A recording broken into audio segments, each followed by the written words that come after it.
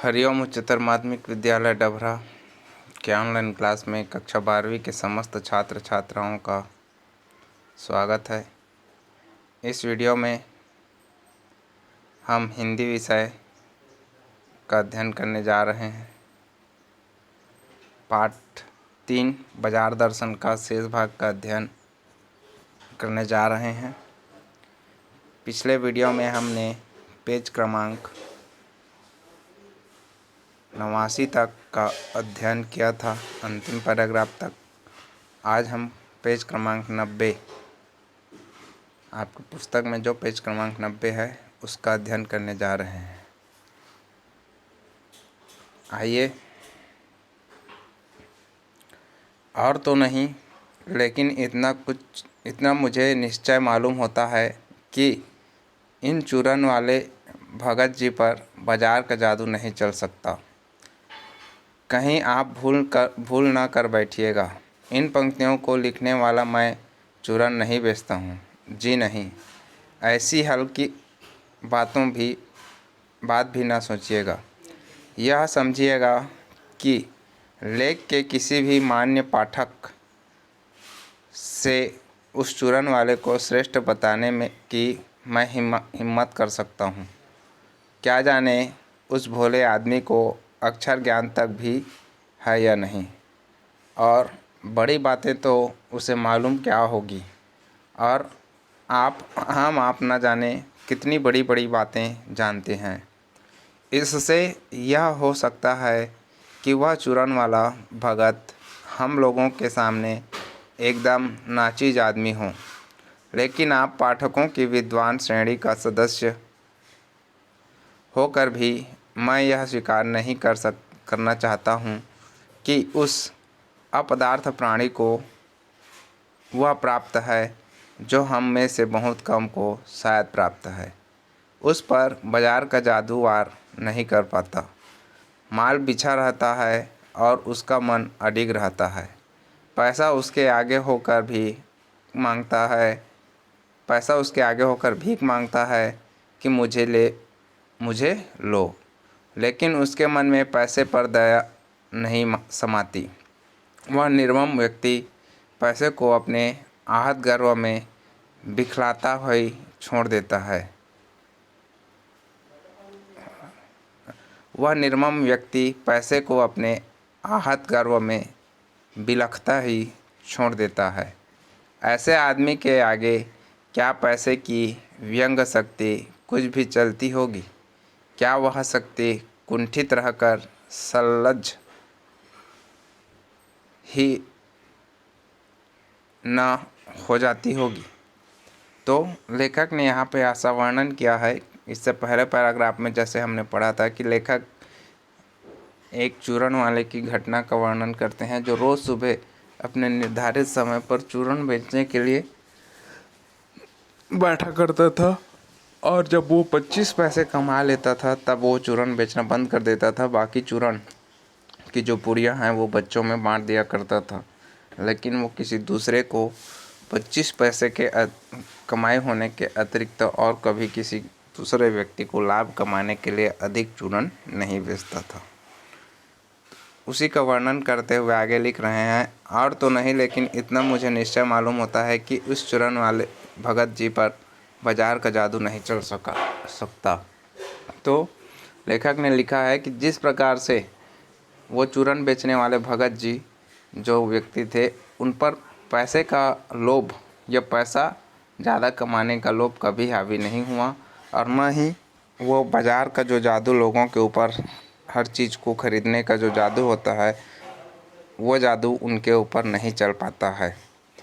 कहीं आप भूल ना कर बैठिए। इन पंक्तियों को लिखने वाला मैं चूरन नहीं बेचता हूँ।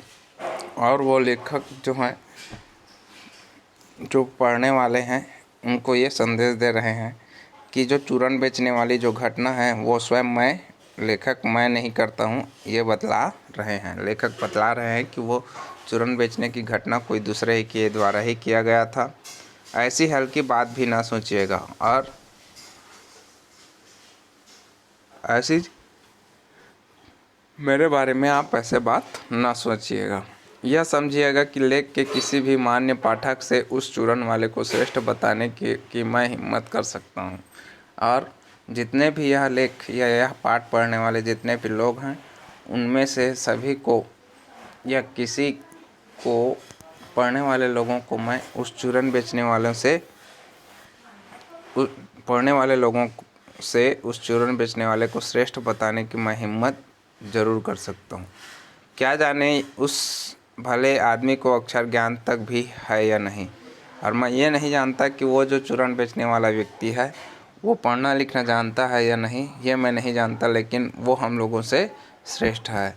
और बड़ी बात तो उससे मालूम क्या होगी, और हम आप न जाने कितनी बड़ी बड़ी बातें जानते हैं। और लेखक कह रहे हैं कि वो चूरन बेचने वाला इस घटना के बारे में पता नहीं उसे मालूम भी होगा या नहीं। और हम आप है ना, लेखक खुद को और जो पढ़े लिखे समाज के लोग हैं उनको यह कह रहा है कि हम कितनी बड़ी बड़ी बातें जानते हैं। इससे यह तो हो सकता है कि वह चूरन वाला भगत हम लोगों के सामने एकदम नाचीज आदमी हो। भले ही वो जो चूरन बेचने वाला व्यक्ति है वो इस पढ़े लिखे समाज में अनपढ़ गंवार के समान हो या कम पढ़ा लिखा हो, दुनिया के बारे में ज़्यादा जानता नहीं हो, लेकिन आप सब पाठकों के विद्वान श्रेणी का सदस्य होकर भी मैं यह स्वीकार नहीं करना चाहता हूँ कि उस अपदार्थ प्राणी को वह प्राप्त है जो हम में से कुछ कम को शायद प्राप्त है। और लेखक ये कह रहे हैं कि हम लोग भले पढ़े लिखे हैं, वो भले ही पढ़ा लिखा ना हो, लेकिन उसके पास एक अद्भुत शक्ति है, जो शक्ति या जो चीज़ हमारे पास नहीं है। उस पर बाजार का जादू वार नहीं कर पाता। और वो शक्ति क्या है कि उस आदमी के ऊपर, जो चूरन बेचने वाले जो भगत जी थे, वो भले पढ़े लिखे नहीं होंगे, लेकिन उतने समझदार नहीं होंगे, लेकिन उनके पास एक अद्भुत शक्ति थी। वह शक्ति थी कि उनके मन में कभी भी बाजार का जादू जो है अपना कोई असर नहीं दिखा पाता है। जो हम जैसे पढ़े लिखों के बीच, या हम जैसे पढ़े लिखे लोग होने के बाद भी हम उसके जादू से बच नहीं पाते। माल बिछा रहता है और उसका मन अडिग रहता है। उसके पास खुद का चूरन बहुत ज़्यादा मात्रा में पड़ा रहता है, वो बेचकर ज़्यादा पैसा कमा सकता है और उनसे दूसरे चीज़ें खरीद सकता है, लेकिन वह अपनी आवश्यकता के अनुरूप ही पैसा कमाता है। उसे रोज़ 25 पैसे या 25 पैसे के अतिरिक्त वो कभी भी कोई सामग्री बेचकर आय प्राप्त करना नहीं चाहता। वह निर्मम व्यक्ति पैसे को अपने आहत वर्ग में बिलखता ही छोड़ देता है, और वो चाहता तो रोज़ 25 पैसे से भी ज़्यादा का चूरण बेच सकता है या लोगों से ज़्यादा पैसे कमा सकता है, लेकिन वो पैसे को बिलखता हुआ मतलब तड़पता हुआ छोड़ देता है। ऐसे आदमी के आगे क्या पैसे की व्यंग शक्ति कुछ भी चलती होगी। और लेखक ये प्रश्न कर रहे हैं कि क्या ऐसे आदमी के ऊपर कभी भी पैसे का जो लालचपन होता है या ज़्यादा पैसा कमाने का जो होता है ना, धारणा होती है, वो कभी भी उसके ऊपर प्रभावित या उनके ऊपर कोई प्रभाव नहीं दिखा पाता होगा। क्या वह शक्ति कुंठित रहकर सलज ही न हो जाती होगी। और ये जो पैसे की शक्ति है वो कुंठित रहकर सलज ही न हो जाती होगी, कहने का मतलब वो बेकार हो जाती होगी या लज्जाशील हो जाती होगी। आगे उन्होंने लिखा है, पैसे की व्यंग शक्ति की सुनिए, वह दारुण है। मैं पैदल चल रहा हूँ कि पास ही धूल उड़ाती निकल गई मोटर। वह क्या निकली मेरे कलेजे को कौंधती एक कठिन व्यंग की लीक ही आर से पार हो गई। तो लेखक बतला रहे हैं कि जैसे कोई व्यक्ति पैदल चल रहा है, ठीक है, और पैसे की जो व्यंग शक्ति है, पैसा मतलब लोगों को जिस प्रकार से व्यंग करता है या पैसा जिस प्रकार से लोगों की मजाक उड़ाता है, वह दारुण है। दारुण है कहने का मतलब बहुत ही छोटा है या कष्ट देने वाला है। जैसे लेखक उदाहरण दे रहे हैं कि जैसे वो पैदल चल रहे हैं या कोई व्यक्ति पैदल चल रहा है और पास ही धूल उड़ाती हुई कोई मोटर या कोई कार वगैरह निकल जाती है। वह क्या निकली मेरे कलेजे को कौंधी एक कठिन व्यंग की लिख ही आर पार हो गई। और जैसे ही वो मोटर निकली वैसे ही लोगों के मन में या पैदल चलते हुए व्यक्ति के मन में उस मोटर गाड़ी को पाने की एक क्या हो जाती है, धारणा जागृत हो जाती है या अपने आप को वो छोटा मानने शुरू कर देता है। जैसे किसी ने आँखों में उंगली देख कर दिखा दिया हो कि देखो उसका नाम है मोटर और तुम उससे वंचित हो। लेखक कह रहे हैं कि जैसे ही वो मोटर या वो कार हमें धूल देती हुई आगे बढ़ जाती है तो हमारे मन में वैसे ही एक भावना जागृत हो जाती है, जैसे किसी व्यक्ति ने हमारे आँखों को खोल के या हमारे आँखों को ज़बरदस्ती फैलाकर यह दिखाने का प्रयत्न किया हो कि देखो वहाँ मोटर है और वो तुम्हारे पास नहीं है या तुम उस सुविधा से वंचित हो, मतलब अभी भी उस सुविधा को पाने में सफल नहीं हुए। यह मुझे अपनी ऐसी विडंबना मालूम होती है कि बस पूछिए नहीं, है ना। और इस प्रकार व्यक्ति के मन में एक अलग ही प्रकार की दुख होना प्रारंभ हो जाता है, जिसके बारे में मैं आप सभी को भी बता नहीं सकता। मैं सोचने को हो आता हूँ कि हाय, ये ही माँ बाप रह गए थे जिनके यहाँ मैं जन्म लेने को था। और व्यक्ति क्या हो जाता है, ये सोचने लगता है कि मेरे माता पिता भी काश पैसे वाले होते, धनवान होते, तो मेरे पास भी मोटर होता, मैंने इनके घर क्यों जन्म लिया, क्यों न मैं मोटर वालों के यहाँ हुआ। उस व्यंग में इतनी शक्ति है कि जरा में मुझे अपने सगों के प्रति कृतज्ञ कर सकती है। और ये जो पैसे में इतना व्यंग करने या पैसा लोगों को इतना जल्दी सोचने के लिए मजबूर कर देता है कि जो अपने हैं, है ना, जिनको जो उनका सगा है, जिनके से उनका जीवन जुड़ा हुआ है, वो भी उन्हें कृतज्ञ, उनका जो किया गया उपकार है वो सारे भूलकर उन्हें अपना दुश्मन समझने के लिए भी तैयार कर देता है। लेकिन क्या लोक वैभव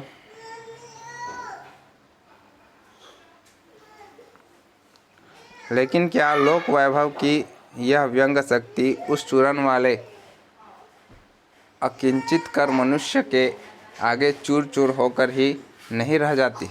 चूर चूर क्यों कहो, पानी पानी।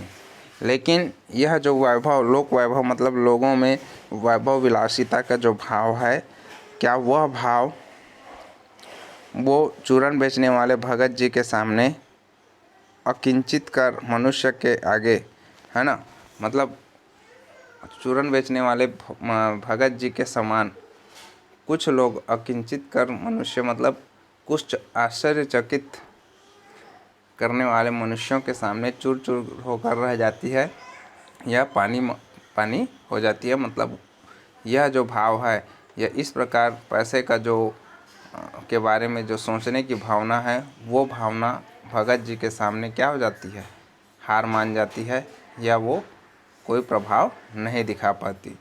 तो क्या बात है, जो इस तीखे व्यंग के आगे ही अजय नहीं रहता, बल्कि मानो उस व्यंग की क्रूरता को ही पिघला देता है।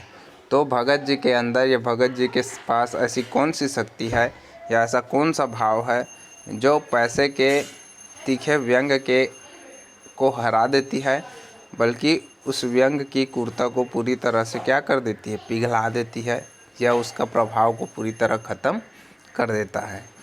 उस बल को नाम जो दो, पर वह निश्चय उस तल की वस्तु नहीं है जहाँ पर संसारी वैभव फलता फूलता है। वह कुछ अपर जाति का तत्व है। और भगत जी में जो पैसे के वैभव की जो शक्ति है, उसे पिघलाने की जो शक्ति है, उसे जो भी नाम देना चाहते हैं दे सकते हैं, पर वह निश्चय उस तल की वस्तु नहीं है। लेकिन इस संसार में या इस सांसारिक जीवन में इस प्रकार की शक्ति सभी में हो पाना संभव नहीं है। यह जहाँ पर संसारी वैभव फलता फूलता है, जैसे संसार में रहने वाले जो लोग हैं उसमें जैसे वैभव सुख सुविधा के प्रति जिस प्रकार की भावना विचार प्रकट होती रहती है, वह सभी में हो पाना आज के जीवन में सभी व्यक्तियों में मिल पाना मुश्किल है। वह कुछ अपर जाति का तत्व है, वो से कुछ विशिष्ट लोगों में पाया जाता है। लोग स्पिरिचुअल कहते हैं, और जिसे लोग क्या कहते हैं इंग्लिश में, स्पिरिचुअल मतलब ऊंची सोच के या आध्यात्मिक धार्मिक नैतिक कहते हैं, है ना। इस प्रकार की सोच वाले कहते हैं। मुझे योग्यता नहीं है कि मैं उन शब्दों में अंतर देखूं और प्रतिपादन करूं। और लेखक कह रहे हैं कि मुझ में इतनी योग्यता नहीं है या मेरे में इतनी शक्ति नहीं है कि जो शब्द उस ऐसे व्यक्ति भगत जी जैसे व्यक्तियों के लिए जो शब्द उपयोग किया जाता है, जिनके ऊपर पैसे या वैभव का कोई प्रभाव नहीं देखने को मिलता, ऐसे लोगों के लिए जो शब्द प्रयोग किया जाता है, मैं उसमें अंतर देखूं और प्रतिपादन करूं। उसमें क्या अंतर होता है या क्या कहना चाहिए, ऐसे मैं बता पाऊं, ऐसे योग्यता मेरे अंदर नहीं है। मुझे शब्द से सरोकार नहीं, मैं विद्वान नहीं कि शब्दों पर अटकूं। लेकिन इतना तो है कि जहाँ तृष्णा है, बटोर रखने की स्पृहा है, वहाँ उस बल का बीज नहीं है। तो लेखक ने यहाँ बतलाया है कि मैं भगत जी के अंदर जो वैभव विलासिता से अपने आप को बचाने की जो शक्ति है, उस शक्ति को मैं क्या नाम दूँ, इसका मेरे अंदर कोई योग्यता या मेरे में अंदर इतनी ज्ञान नहीं है कि उन शब्दों में मैं अंतर कर सकूं या उसके लिए कोई सही शब्द खोज सकूं। मुझे शब्दों से सरोकार नहीं है, और मुझे शब्दों से सरोकार मतलब कोई लेना देना नहीं है। मैं विद्वान नहीं कि शब्दों पर अटक जाऊं, और मैं इतना ज्ञानी नहीं हो गया हूं कि सिर्फ शब्दों पर ही अटक जाऊं। लेकिन इतना तो है कि जहां तृष्णा है मतलब प्यास है, बटोर रखने की स्पृहा मतलब होगा आपका इच्छा, ठीक है, चाह, वहाँ उस बल का बीज नहीं है।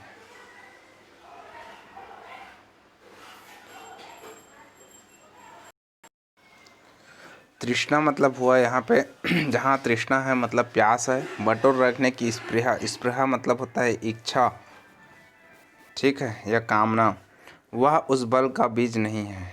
और जिसके अंदर इस प्रकार के प्यास होगा कि धन बटोरना या अपने आप को धनवान बनाने की जहाँ इच्छा होगी, चाह होगी, वहाँ उस बल का बीज नहीं है। उस व्यक्ति के मन में इस प्रकार की शक्ति, भगत जी जैसे बाजार के प्रभाव से बचने की जो शक्ति है, उस शक्ति का हो पाना संभव नहीं है।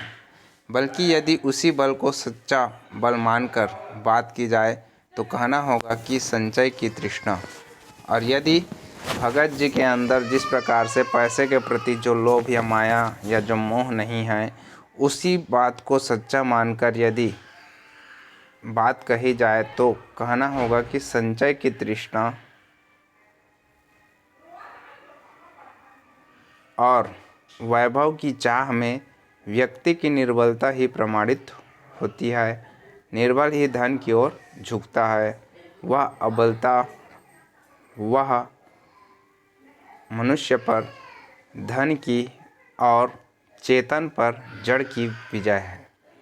और यदि इस शक्ति के बारे में सही सही चीज़ कहा जाए तो जो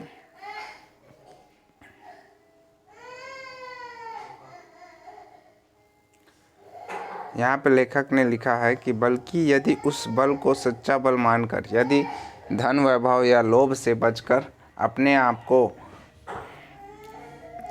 बाजार के जादू से बचाए रखने की जो शक्ति है, उस शक्ति को यदि सच्चा बल मानकर बात की जाए तो यह कहना चाहिए कि जो संचय की तृष्णा, संचय मतलब धन इकट्ठा करने का जो प्यास है ना,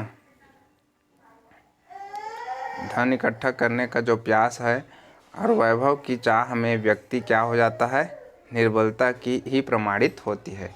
जो व्यक्ति धन प्राप्त करना चाहता है, ज़्यादा से ज़्यादा पैसे कमाने का जो लोभी हो जाता है या उसके प्यास बढ़ जाता है और वैभव मतलब ज़्यादा सुख सुविधापूर्ण जीवन चाहता है, ऐसे व्यक्ति क्या हो जाते हैं, निर्बल हो जाते हैं। ठीक है, वो शक्ति इस प्रकार का व्यवहार उसकी निर्बलता या उसकी कमजोरी को प्रमाणित करता है। निर्बल ही धन की ओर झुकता है और जो व्यक्ति निर्बल होता है वही धन के पीछे भागता है या धन के तरफ झुक जाता है। वह अबलता है, वह क्या है, लोगों की कमजोरी है। पर वह मनुष्य पर धन की ओर चेतन पर जड़ की विजय है। और जो व्यक्ति पैसे के पीछे भागता है या पैसे की ओर झुक जाता है, वो क्या होता है, धन की ओर चेतन पर, है ना। धन की ओर मतलब जो व्यक्ति धन की तरफ झुक जाता है या पैसे की तरफ झुक जाता है, वो व्यक्ति चेतन मतलब जीवित व्यक्ति में जड़ मतलब मूर्ख या मृत व्यक्ति का विजय है। या जीवित व्यक्ति में सोच विचार करने की जो शक्ति होती है, उस शक्ति में मूर्खता का विजय माना जाता है। ठीक है, आज के लिए इतना ही। कल से आगे के वीडियो में हम इसके शेष भाग का अध्ययन करेंगे।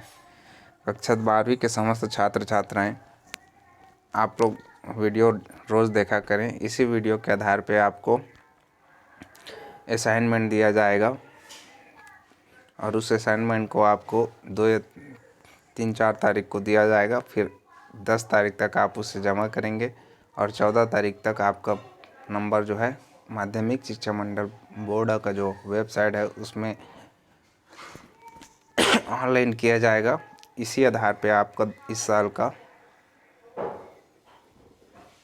जो रिजल्ट है वो निर्धारित किया जाएगा। इसलिए सभी प्रश्नों या पूरे पाठ का अध्ययन आसानी से और गहनता से सभी रोज करते रहें। धन्यवाद।